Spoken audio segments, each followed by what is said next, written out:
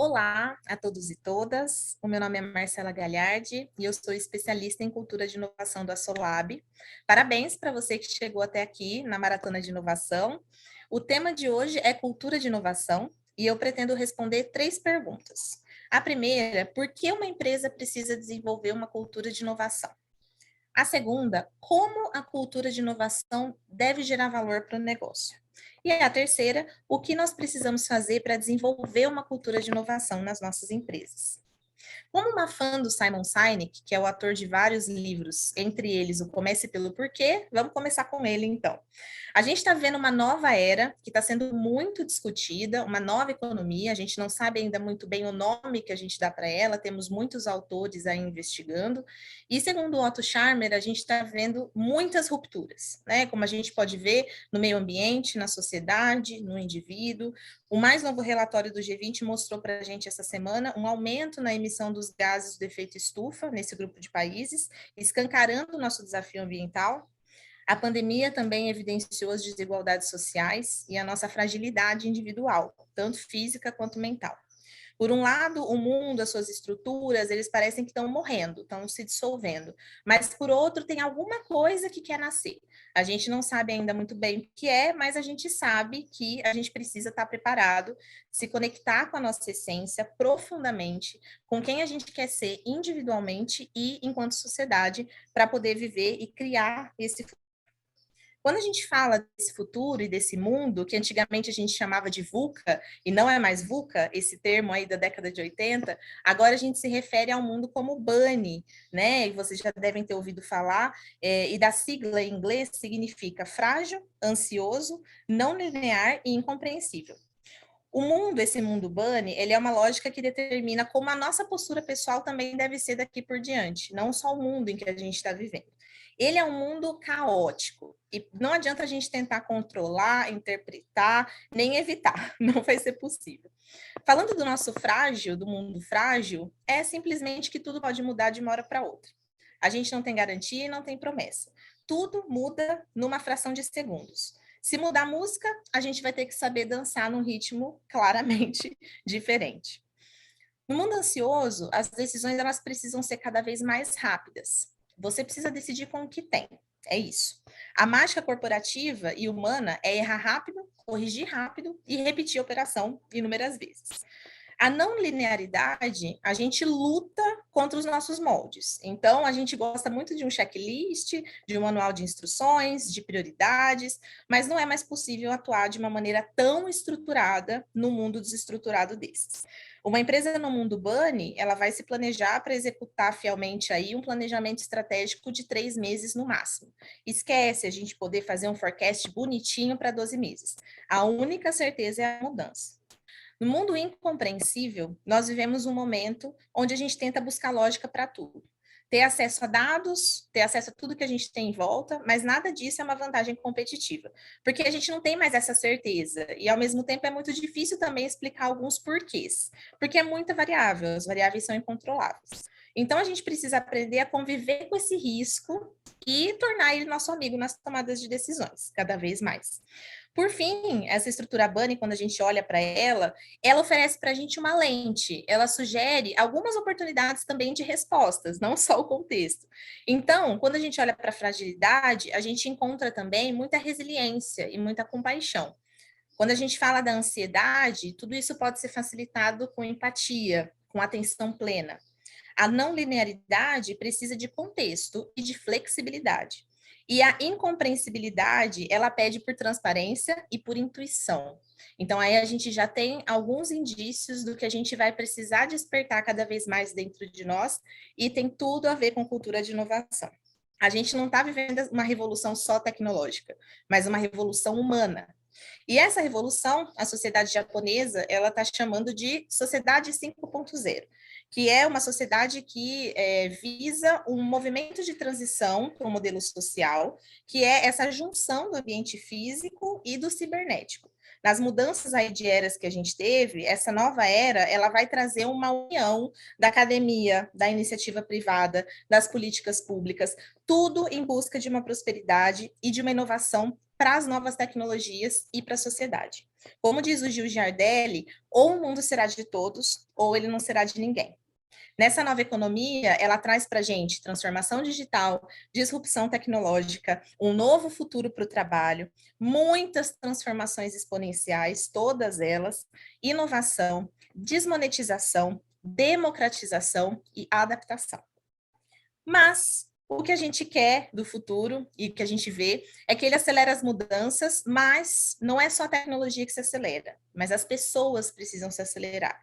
Porque a gente quer ser atendido sim na velocidade de um robô, mas com a sensibilidade humana e com o calor humano cada vez mais. É isso que a gente busca. Então, se vocês pegarem no material complementar um site que mostra a probabilidade do seu trabalho ser feito por um robô no futuro, eu acho que ele vai assustar um pouquinho. Busquem lá depois. willrobotstakemyjob.com. É claro, isso assusta, mas a gente precisa ter essa consciência. Ele é um processo que vem acontecendo há décadas, a substituição do trabalho humano pelo do robô, e ele vai cada vez mais ser acelerado. Mas o que isso quer dizer, né, gente? Que as máquinas, elas assumem as tarefas repetitivas, assumem as tarefas mais perigosas também. Elas aumentam a nossa capacidade, nossa produtividade e criatividade do ser humano. E o ritmo das mudanças e da inovação vai exigindo cada vez mais que a gente mude a nossa mentalidade. A gente pode se concentrar cada vez mais em atividades de valor intelectual e a gente pode se tornar cada vez mais criativo. É isso que a gente espera e que a gente aposta nessas novas mudanças no trabalho. Uma outra tendência que a gente tem visto muito, né, e está todo mundo vivendo, é a transformação digital. Mas aqui eu não estou falando de digitalização. A transformação digital, ela não é só a transformação tecnológica, é a gente pensar e criar novas formas de se relacionar, de trabalhar, de desenvolver o nosso trabalho, de gerar resultados, e tudo isso facilitado pela tecnologia. Então, é uma nova forma de pensar. Além disso, quando a gente olha para algumas outras trocas de paradigma, por exemplo, a troca do paradigma industrial para o paradigma digital. Enquanto antes a gente tinha um sistema linear, segmentado, repetitivo, tudo passa a ser não linear, tudo está conectado e tudo é multidisciplinar. Enquanto a gente tinha um alto grau de previsibilidade, agora tudo é imprevisível e exponencialmente imprevisível. Tem um professor meu que falou uma frase esses dias que me marcou muito. Ele disse: em 2019, a gente se perguntava o que seria 2029. Em 2020, a gente estava se perguntando o que seria 2021. E isso vai continuar acontecendo cada vez mais. Isso é ser exponencialmente imprevisível. No pensamento industrial, a gente tinha um pensamento fabril, de comando e controle. Agora, cada vez mais, o nosso pensamento vai precisar ser digital, de colaboração, de disrupção. E, finalmente, de uma lógica que antigamente nós tínhamos da escassez, nós vamos migrando cada vez mais para a lógica da abundância. Eu quero dar um zoom aqui com vocês nessa lógica exponencial. Tem um exemplo que eu gosto muito do livro Bold, que mostra para a gente um pouco do que é isso. Vamos lá. Se eu estou num pensamento linear e eu dou 30 grandes passos, por exemplo, né? Eu ando 1 metro por segundo. A partir daqui onde eu estou, eu vou andar 30 metros. Então, eu vou, sei lá, para o outro lado da rua. Agora, se eu der 30 passos exponenciais do mesmo ponto de partida, eu vou acabar a 1 bilhão de metros de distância. Isso é o mesmo que eu dar a volta na Terra 26 vezes. Gente, essa é a dimensão do exponencial. O nosso cérebro não consegue acompanhar o exponencial. E é por isso que a gente precisa se agarrar a tudo que tem à nossa volta e todo mundo junto buscar uma forma da gente lidar com esse novo ambiente para a gente sobreviver e para a gente tirar o melhor proveito dessa transformação. Um outro zoom que eu quero dar aqui, muito relevante para a cultura de inovação, é essa mudança de lógica da escassez para a abundância. Vocês vão poder ver muito esse discurso, né, no Vale do Silício e nos grandes estudiosos da inovação, em que eles dizem que antigamente, e até hoje muito, a gente vive um paradigma da escassez, em que a gente parte do pressuposto que não tem para todo mundo. Então, o que a gente faz? A gente tem muito medo de que falte, a gente compete para estocar, a gente retira de circulação, aumenta os custos, acaba tendo exclusão das pessoas e, por isso, a gente reforça o ciclo de que não tem para todo mundo. Na nova lógica da abundância, que ela está se fortalecendo cada vez mais, é partir do pressuposto de que tem para todo mundo. A partir do momento que tem para todo mundo, eu acredito que vai ter. Então, eu colaboro para criar. E nisso, a gente aumenta o fluxo de criação. A gente diminui os custos, a gente consegue incluir mais, e isso reforça o ciclo do tem para todo mundo. Então, a lógica da abundância, ela precisa permear cada vez mais nas nossos mundos e os nossos comportamentos. A nova economia, ela está transformando as organizações numa velocidade exponencial também. Ela está impactando a forma como ela se organiza e como ela trabalha. Então, num sucesso sustentável do negócio, o que a gente vê? Numa linha da capacidade da organização, a gente vê uma capacidade organizacional alta quando a gente tem uma cultura aderente, quando a gente tem um capital intelectual, ou seja, humano, estrutural e social forte. Olhando na habilidade pessoal, nós temos habilidades individuais como pontos fortes, então a gente está falando de talento, de força de trabalho, das pessoas no centro, que é super importante. Quando a gente olha a intersecção desses dois eixos, a gente olha para a liderança em todos os níveis, que é fundamental para todo esse movimento de transformação que a gente busca, não só organizacional quanto individual. E no front de tudo isso, para acelerar esse movimento, nós temos o aprender, o desaprender e o reaprender, que é o novo mantra que nós precisamos ter agora para a gente e para a nossa organização o tempo todo. Quando a gente olha um pouco mais a fundo o paradigma de gestão da economia clássica, do Luiz Parzanello, a gente vai, quando a gente olha os 4 aspectos aqui, lideranças, iniciativas, execução e estratégia. O que é esse movimento de transição que a gente vê? Na liderança, de hierarquia e grandes estruturas, a gente vai para redes de colaboração e propósito. Na execução, em vez de controle e previsibilidade, a gente vai para autonomia e adaptabilidade. Vejam esses conceitos que são muito importantes. Nas iniciativas, em vez de apenas foco em melhoria e compliance, a gente extrapola para foco em solução e também hipóteses. E em estratégia, em vez do foco no status quo, na linearidade e manter a estabilidade, a gente vai para um outro patamar onde a gente foca na inovação e na exponencialidade. Afinal de contas, a gente precisa acompanhar esse movimento, né? Resumindo, a gente tem também uma migração de um modelo que vai do centralizado para o distribuído. O que significa isso? É uma distribuição de poder, distribuição de recursos, de autonomia, de influência e de velocidade. Só assim a gente vai conseguir alcançar a velocidade exponencial que a gente deseja. Essa foto aqui, gente, tem tudo a ver com cultura de inovação. A inovação que antes era muito mais centralizada em uma área, em uma pessoa, em um departamento, a gente quer que cada vez mais ela esteja descentralizada por toda a organização, por cada pessoa. Então, esse é um retrato do movimento que a gente busca para a inovação dentro de cultura.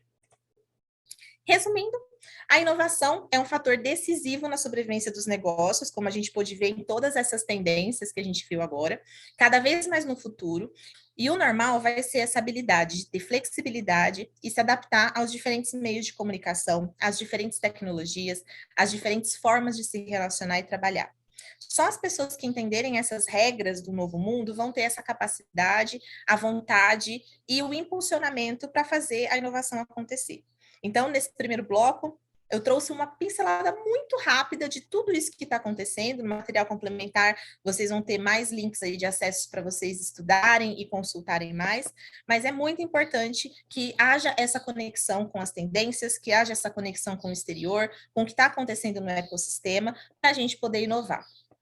Afinal de contas, as empresas não morrem apenas por fazerem as coisas erradas, elas morrem também por fazerem as coisas certas por tempo demais, como diria Walter Longo.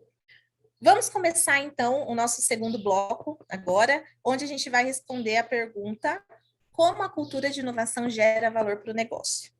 Primeiro, eu quero explicar um pouco do que é esse efeito da cultura. Muita gente mesmo não enxerga ainda, e todos nós, a gente está tentando entender realmente a dimensão da cultura nas nossas vidas a cada dia.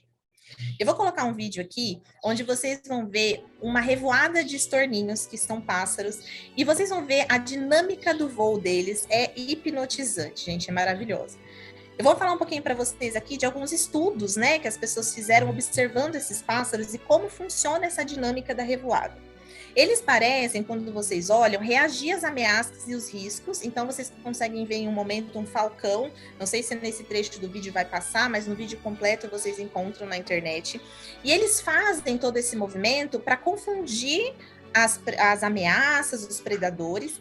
E eles também, além de ter essa segurança, eles conseguem se aquecer nos dias frios, né? E é muito bonito de se ver, porque quando você olha, você percebe que eles não chegam a se trombar. Então é muito caótico e é muito organizado ao mesmo tempo. É muito lindo, né? E aí o que eles trouxeram nos estudos, né? Tem uma mudança de comportamento de uma ave e do todo o tempo todo, e um é afetado pelo outro. O que significa? Não importa o tamanho do bando, eles reagem numa sincronização perfeita. E como que eles não trombam, né, gente? Tem vários, quando você olha, cada ave, ela monitora alguns indicadores ao seu redor, como, por exemplo, as distâncias, as mudanças, o alinhamento, a direção, a aceleração, os padrões de luz e sombra do bando. Tudo isso faz com que eles tenham essa reação rápida, essa resposta rápida às mudanças, essa observação e essa sincronização perfeita. O resultado disso é uma velocidade de comunicação e uma agilidade na resposta perfeita. Cada ave tem um sentido da onde ela se encontra no grupo e ela entende o que o grupo está fazendo. E mais importante, para onde que o grupo vai. Isso é a cultura. Nós somos estorninhos, nos movendo dentro de uma cultura. Muitas vezes, de forma inconsciente, a gente captura esses sinais à nossa volta e responde a esses sinais. E para sobrevivermos no ambiente, a gente alinha os nossos comportamentos e começa a se movimentar com o todo. Conhecer a nossa cultura é conhecer esses padrões, saber o que está nos movendo e para onde está nos movendo. Uma cultura, ela deve nos deixar mais fortes e deve nos impulsionar rumo aos objetivos desejados, quando ela é usada a nosso favor. Então, rapidamente fazendo uma pincelada, o que para a gente é uma cultura, são padrões de comportamentos que são encorajados, desencorajados ou tolerados pelas pessoas e pelos sistemas ao longo do tempo. Isso é muito importante para a gente entender os componentes de uma cultura. E também um outro ponto importante para a gente entender é que a cultura de uma empresa, ela começa com o seu fundador e ela é perpetuada pela liderança. Então, startups aí que estão escutando a gente, fundadores de startups, liderança, não importa o tamanho que vocês tenham, vocês já estão criando e perpetuando uma cultura com todos os padrões de comportamentos, de símbolos, de processos, rituais que vocês estão perpetuando, reconhecendo e reforçando na organização de vocês. Agora, o ponto principal é se perguntar qual é essa cultura e querer fazer uma evolução cultural constantemente. O que a gente quer quando a gente fala em evolução cultural, não é mudar a nossa cultura, é adquirir a capacidade de ter uma evolução cultural constante, contínua, para a gente conseguir usar a cultura a nosso favor no futuro. Como a gente viu, as mudanças exponenciais, elas vão exigir que a gente tenha adaptabilidade e um poder de transformação que vão ser cruciais para a gente sobreviver e para a gente continuar competitivos. Então, o que a gente se pergunta é: nós queremos ter uma cultura da sorte ou uma cultura da escolha, em que a gente realmente controla a cultura a nosso favor? O principal ponto disso é a gente entender que o que trouxe a gente até aqui não é necessariamente o que vai levar a gente onde a gente quer chegar. Então, a gente tem que lutar contra o nosso ego, contra as nossas inseguranças e medos, e saber que a gente precisa desenvolver novas formas para alcançar os nossos objetivos. Para isso, um ponto super relevante é a gente conhecer a cultura atual em que a gente está inserido. Aí vocês veem um diagrama bem legal da Harvard Business Review, em que eles trazem alguns exemplos de culturas integradas com base em 4 fatores: a flexibilidade, a interdependência, a estabilidade e a independência. E a cultura atual, ela é muito importante para a gente entender de que forma a gente vai fomentar dentro do nosso ambiente que a inovação aconteça e que a evolução cultural como um todo aconteça a nosso favor. Um outro componente relevante para a gente saber quando a gente está falando de evolução cultural é que não basta a gente olhar os resultados organizacionais, tanto individuais quanto da empresa. A gente tem que entender que para fazer uma mudança cultural, a gente precisa ir mais fundo. A gente precisa olhar quais comportamentos que geram esses resultados. E quando a gente vai mais fundo ainda, a gente precisa olhar quais são as crenças, quais são os sentimentos que fazem as pessoas terem os comportamentos que têm. É bem profundo mesmo e é muito complexo. É por isso que a mudança cultural leva tempo, muito tempo. E mais um fator bem legal para a gente desdobrar um pouco mais a cultura rapidamente é que a gente pode compor essa cultura em três grandes blocos: os comportamentos, os símbolos e os sistemas. Os comportamentos, eles são os modelos seguidos. De que forma a gente faz nossos rituais, nossas reuniões, nossas interações. Os símbolos, eles são as formas como as mensagens são passadas. Como os orçamentos são alocados? Como a gente usa o nosso tempo? Como são feitas as decisões de promoção e demissão?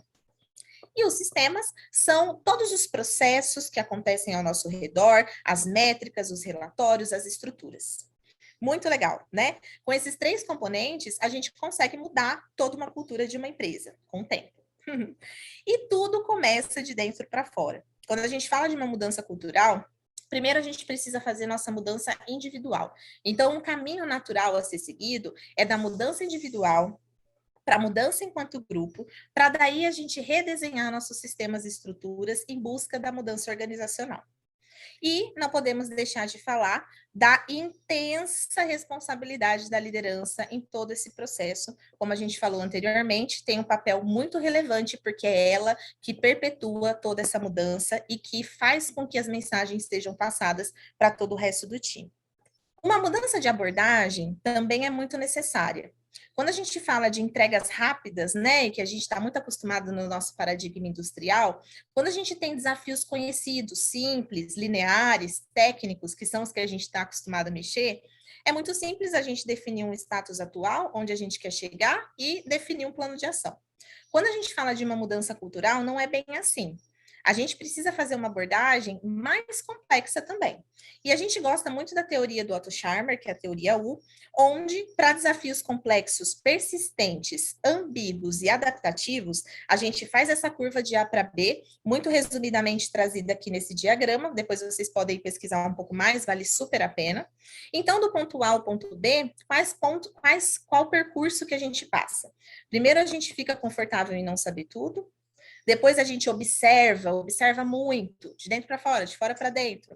Em seguida, a gente faz uma reflexão e cristaliza novas abordagens, prototipa, então, tudo a ver com inovação, vamos prototipar, vamos testar, vamos fazer nossos MVPs, e por fim, a gente decide sobre a incorporação. Então, essa mudança de abordagem é fundamental para uma mudança de cultura e ainda mais uma cultura de inovação. Finalizando o segundo bloco, vamos então para o último bloco da nossa aula de cultura de inovação, onde a gente vai responder a pergunta: o que a gente precisa fazer para desenvolver uma cultura de inovação na nossa empresa? O primeiro ponto deles, que é super relevante, é a gente pensar na gestão da inovação em si. Antes de pensar na cultura da inovação, é importante a gente olhar para a nossa empresa e ver como que a nossa empresa faz a gestão da inovação como um todo. Ela precisa ser muito bem definida e ter processos formais para que a empresa explore as oportunidades, crie, introduza as ideias, os processos, os produtos, os modelos de negócio, de uma forma estruturada que as pessoas vejam o que está acontecendo. Tem uma estratégia, que é a estratégia das 3 caixas, muito legal, em que ela traz uma forma, né, da gente criar esse futuro sem deixar de lado o presente. Numa empresa que faz uma boa gestão da inovação, ela entende que ela precisa gerenciar o presente, trazer uma melhoria contínua e uma excelência operacional para o processo atual. E, seletivamente, ela vai esquecendo o passado. Ela vai observando os sinais, vai observando as mudanças não lineares, as melhorias exponenciais, tudo que a gente trouxe ali de tendências no bloco anterior, e ela vai seletivamente entendendo o que ela tem que deixar para trás, o que ela tem que desapegar, para criar um espaço para o futuro. Tudo isso é feito por meio de testes, de tentativas de hipóteses, de tendências. E assim, essa empresa vai abrindo espaço para a inovação e vai criando novas formas de trabalhar, novos resultados e novos modelos de negócio. Então, para começar os elementos da nossa cultura de inovação, o primeiro ponto que eu trago aqui é como é feita a gestão da inovação na sua empresa e que ela seja feita de uma forma bem estruturada. Um segundo ponto que eu quero trazer para vocês aqui agora é o momento de reflexão, já que a gente entrou aqui, né, nos elementos da cultura de inovação, que é uma reflexão relacionada aos nossos valores, né? Como que as pessoas formadas por instituições que ensinam que o que importa é o resultado e estigmatizam os erros e promovem o individualismo super concentrado, como que essas pessoas podem lidar com os desafios de inovação? Então, de um lado, a gente falou agora de como a empresa faz a gestão da inovação, e agora a gente vai partir para o indivíduo, como a gente movimenta as pessoas nesse movimento de inovação. Então, eu quero trazer aqui um pouco das principais mudanças de mindset que a gente entende que precisam acontecer e ser cada vez mais fomentadas, para que essas pessoas comecem a se movimentar na cultura de inovação.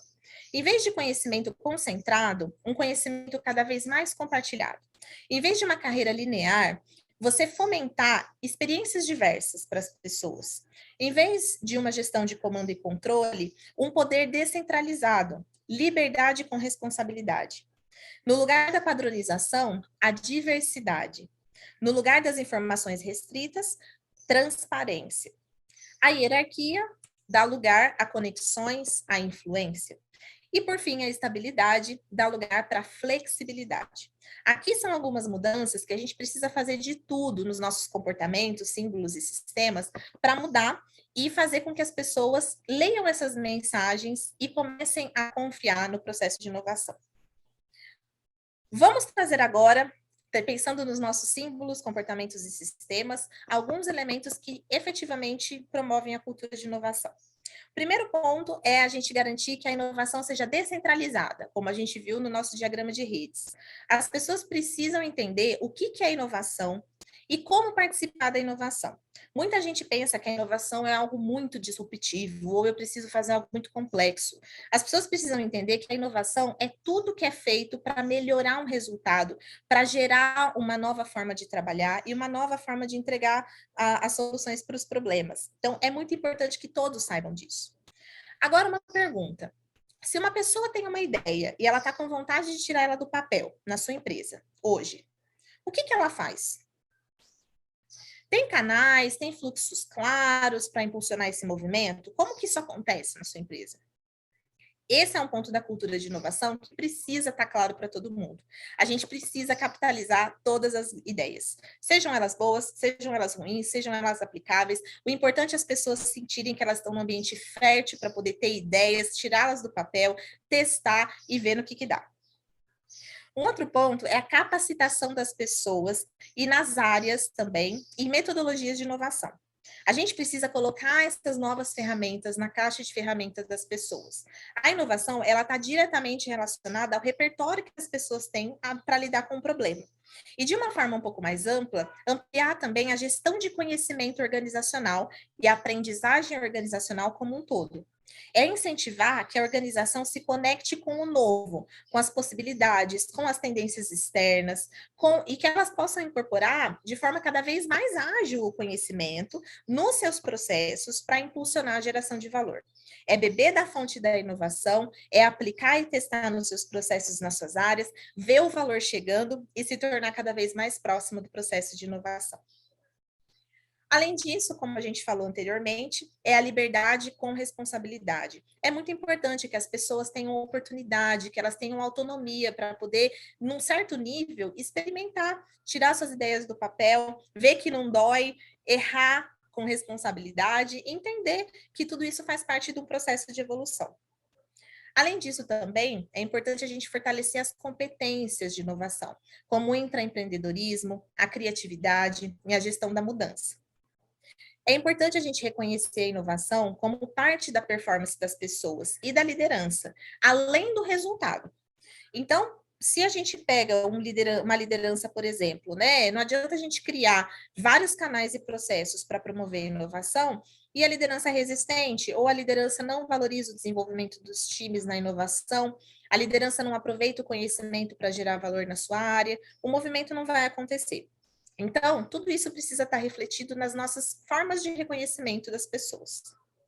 E também Como a gente falou anteriormente, não é só encorajar, é desencorajar os sistemas, comportamentos e símbolos que sejam contrários à inovação, como, por exemplo, a gestão pelo comando e controle, uma burocratização exagerada, a intolerância ao erro e a resistência ao investimento de tempo das pessoas com inovação.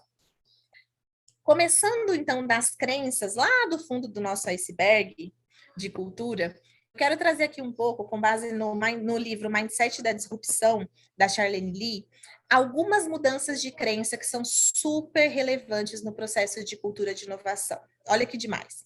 Quando a gente olha crenças da cultura da inércia versus crenças da cultura de fluxo.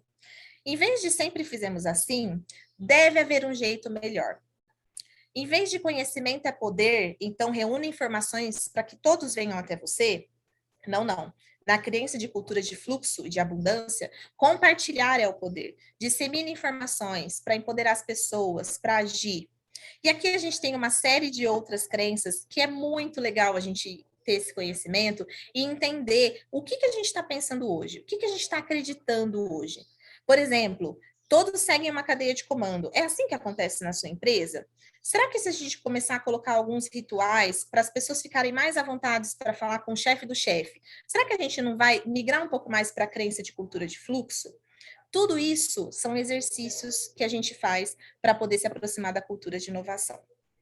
Falando em comportamentos, quero trazer aqui um pouco do mindset de aprendiz que a gente tem aqui na nossa empresa, em que a gente traz 4 elementos: a coragem para inovar, a humildade para aprender, a generosidade para compartilhar e a responsabilidade para se comprometer. Tudo isso com o senso de dono no centro, primeiro com o senso de dono da visão e segundo lugar com o senso de dono dos recursos.